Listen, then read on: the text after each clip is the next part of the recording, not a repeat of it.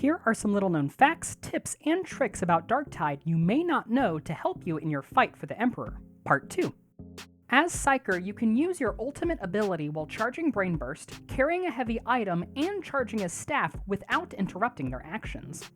Beasts of Nurgle will only eat players if they have been puked on and have the puke debuff, which can be seen near your other icons. While being eaten, an Ogryn's charge will stagger the beast and save the player who would have otherwise been eaten.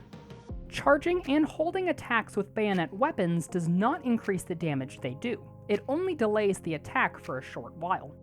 The Ogryn sometimes shakes his grenade box when inspected, and the veteran sometimes twirls the pin of their grenades when inspected. All of Ogryn's special melee attacks on his ranged weapons count as heavy attacks, proccing the Blood and Thunder feat.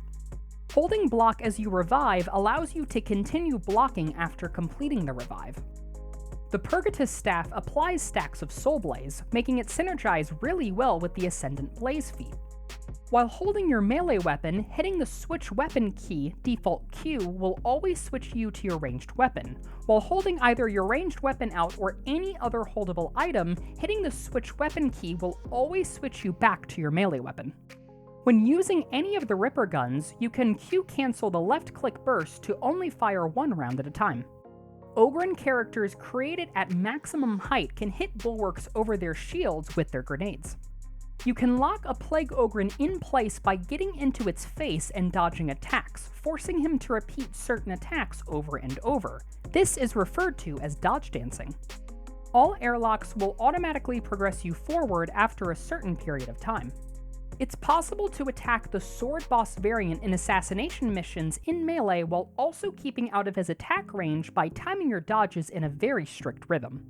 You can fire the las pistol while sprinting by default, no blessings required. Additionally, you are immune to ranged suppression while using the las pistol.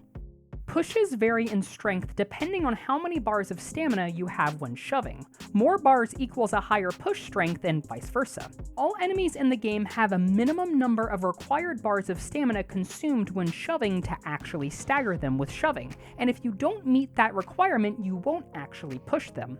For example, Poxbursters need at least 2 bars of stamina. Any less and they won't actually be shoved.